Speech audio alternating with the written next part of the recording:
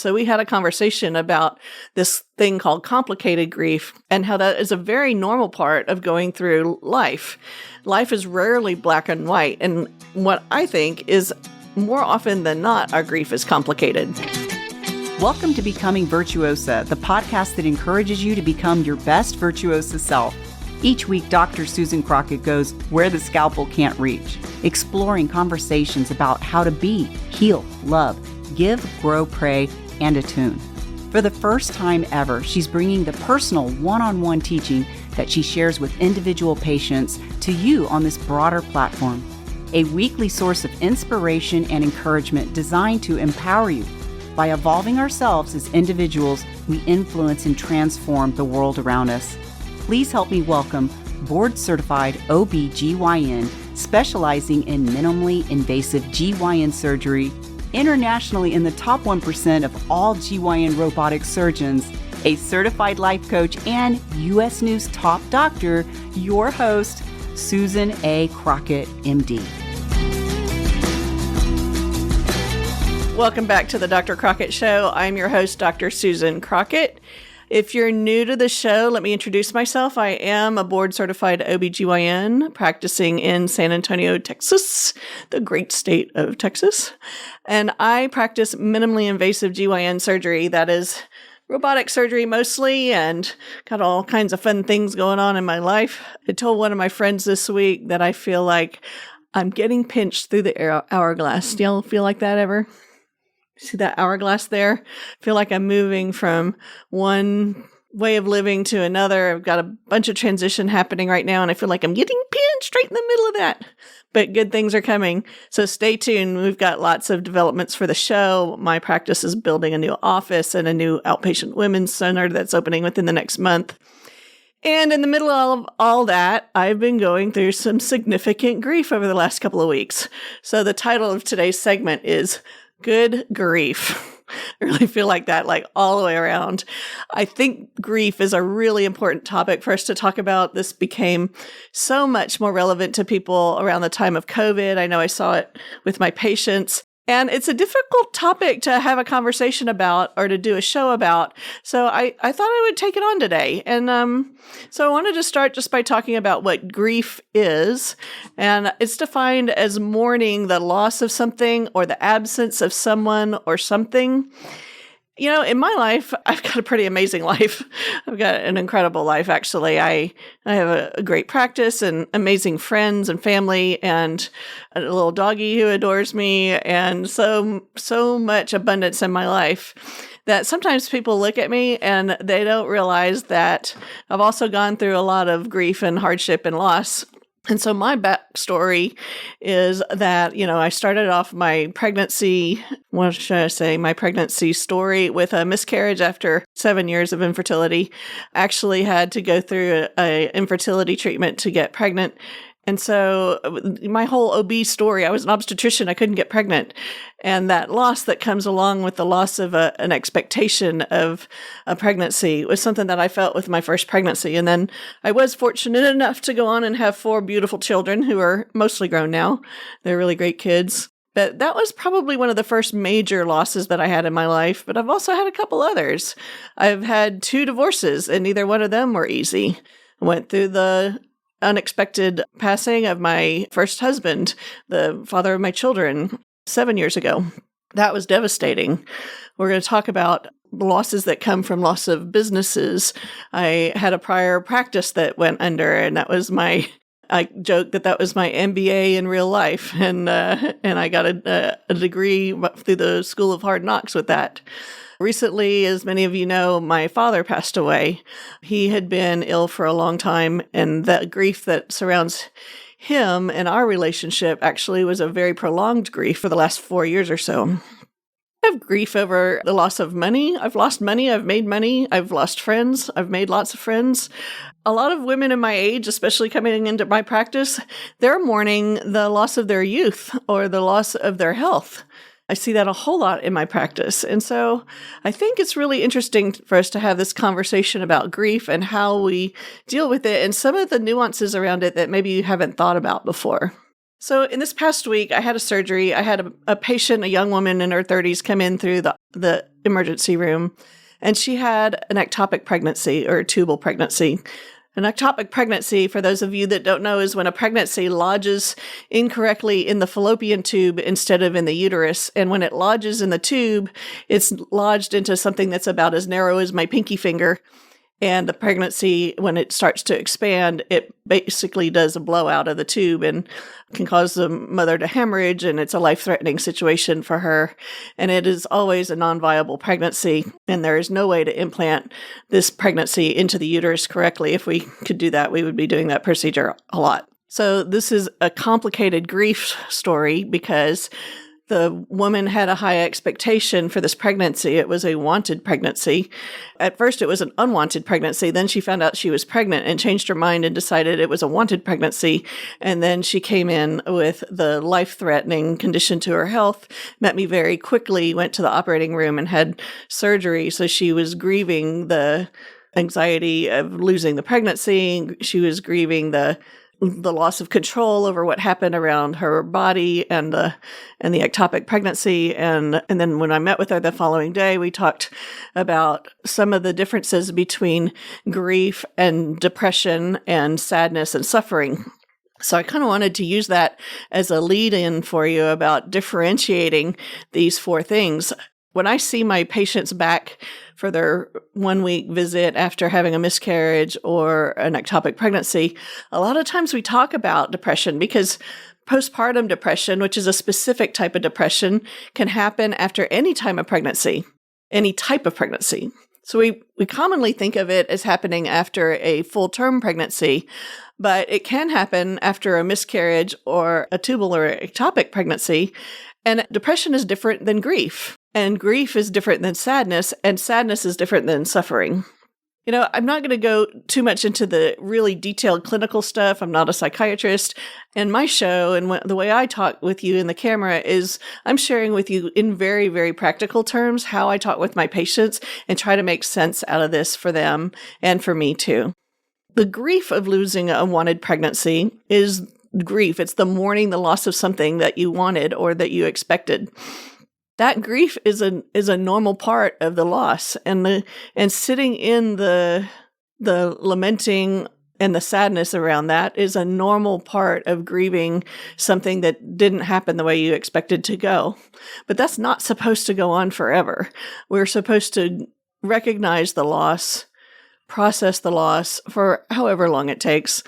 And then we're supposed to pull ourselves together and move on for what is living or what we do have. And I think most of the time we get to that point on our own. There is a specific type of grief called a prolonged grief disorder where grieving goes on for more than 6 months. Personally, I don't think it's very helpful for us to put timelines on it, whether it's 6 months or a year or 10 years. You know, people need to grieve. But I think the part that I'm trying to emphasize is that we were not made to sit in a permanent state of grief.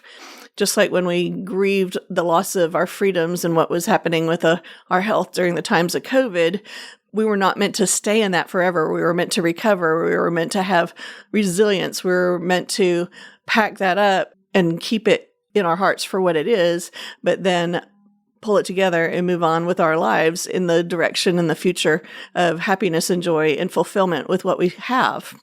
So when I talk with patients about the difference between grief and depression I think of more as a biologic term. It does have a specific definition in the DSM-5, and you're welcome to go look that up. But in general, when we think about clinical depression, I'm thinking of it in terms of a chemical imbalance in the brain.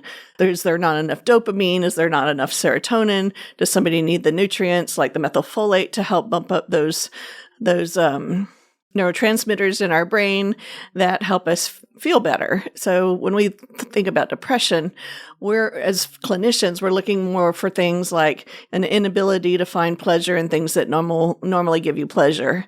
Weight changes, either weight loss or weight gain that were not intentional.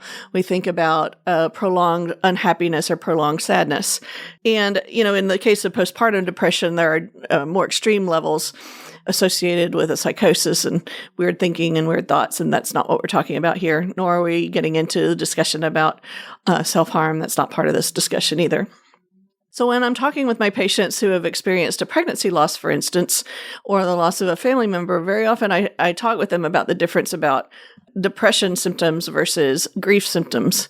We encourage counseling with their pastor, their minister, or counselor for either one of these conditions. And I certainly support the use of medications when it's indicated for depression. There are really great medications available out there. And if you're somebody who's dealing with depression and you need help, I would encourage you to seek the help of your physician as well. Let's talk a little bit about sadness. So we have depression, we have grief, and then we have sadness. Sadness is just the emotion. And we've talked before about how emotions are vibrational energies in our body. They are literally neurotransmitters creating energy between our neurons and sensations that we're able to feel in our body. So sadness is very commonly associated with very lower vibration, heaviness, pit in the stomach, physical sensations like that. And sadness is an emotion of, well, the opposite of happiness is not being able to find joy in things, or feeling down or blue, or having pervasive thoughts of things that are not bringing you joy and happiness in your life. And the main purpose of the Dr. Crockett Show is to go where the scalpel doesn't go and help you find joy and healing in your life. So if we can talk a little bit about what happiness isn't or joy isn't, then we can understand better about what it is. And like I've said before, neither emotion is good or bad. Emotions are neutral. They are also yin and yang. Like you can't fully understand what light is without darkness. You can't fully understand what happiness is without sadness. The last part of this that I'm going to talk about, we've talked about depression, sadness, and grief. The last part of this little 4-part discussion about emotions surrounding loss is the concept of suffering. So suffering is what we see when our brains start to argue with what reality is versus what we would hope it is or what we wanted it to be. And suffering is something that's created in our brain as we argue with reality. And that can happen with any of the other things. You can have suffering along with grief or depression. Actually, you can have all of them together. But suffering is the one piece where if we're able to look at it, like we teach ourselves to step out of our brains and look at what our brain is thinking, if we can recognize it as a problem where our brain is just sitting there arguing with a reality that isn't, then it makes us able to look at what the reality is and to come into alignment with what the reality is. And that is what ends the suffering. You still may have grief over the loss, but the suffering, which is the prolonged arguing about what happened or what didn't happen, is something that is completely in the control of our brain. Oftentimes I see patients that come in and they're having a grief reaction for something that they lost or they don't have or they didn't ever have, but they're making it worse because they're sitting there arguing in a place where there's no way out of it. There's no way to make that better. You can't go back and fix history, and they don't have a place where they can change the reality. And we sit there and we have a conversation about what suffering is and how suffering is something that we do in our heads. It's compounding the grief. Let's talk a little bit about compounded grief. Compounded grief is when you have multiple levels of grief, multiple events that happen over time that stack up. So, for instance, let's talk about somebody who had COVID and then something else happened. I'll give an example of what happened to me this week. I was in a funk, still kind of grieving what was going on with the loss of my father. And then I was driving back into town. I got a flat tire. And so then I was like angry and pissed off at the car and the tire. And I was kind of grieving the fact that I was driving a car that's not my normal car, and that I had lost my other car in an accident a couple months ago, and that if that hadn't happened, then I wouldn't have had the blowout. I was dealing with compounded grief, compounded things that had happened that didn't go the way I wanted them to go, the loss of several things right in a row. And you know what? I'm fine. My car is fine. I took it, got the tire fixed. But I recognized in that moment that I was dealing with several incidents that had stacked up quite close to each other. And when you see that happening in your life, sometimes bad stuff just kind of piles up. And it's important for you to be able to step back and say, oh, the reason I'm having such a hard time keeping it together or keeping my emotions with margins of energy and on track are because I'm taking multiple hits all at once. And when that happens, it's really helpful for you to sit down and give yourself some grace. just sit down and take a big breath and just get a rest. Like, give yourself grace and quit thinking of all of the should'ves and could'ves and the suffering that you're causing, which is the next layer of compounding on top of that grief. Let it go. Accept what is. Do what you can with what you have and keep going on. The last type of grief that I want to talk about is complicated grief. So complicated grief is something that happens when somebody has both a happy feeling about it, like a relief, and a negative feeling about it, like a sadness about the loss. So I see this a lot in patients when, for instance, I had an elderly patient recently who had a partner who had Alzheimer's, and they had had an amazing 50-year marriage, and it was really incredible stories she told about how they'd met on Pikes Peak, and I mean, it was just a really cool story. Yet she had taken care of him for many years as he descended into Alzheimer's.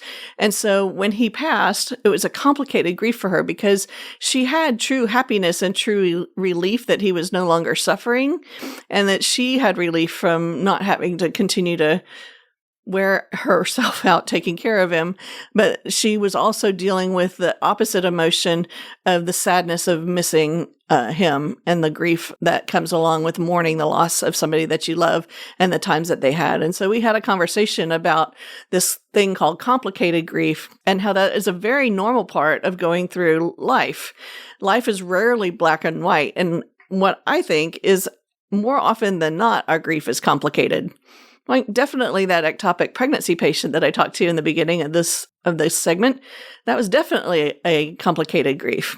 I'm going to challenge you as you go through your life in the next months and days and weeks, and you look at examples of grief. I want to challenge you to see if you see anything that's a real pure grief. I'm going to bet you're going to find more often than not it's complicated with feelings that we usually see as opposite, but that we're holding space for together. And that's a really cool thing that we're able to do as humans.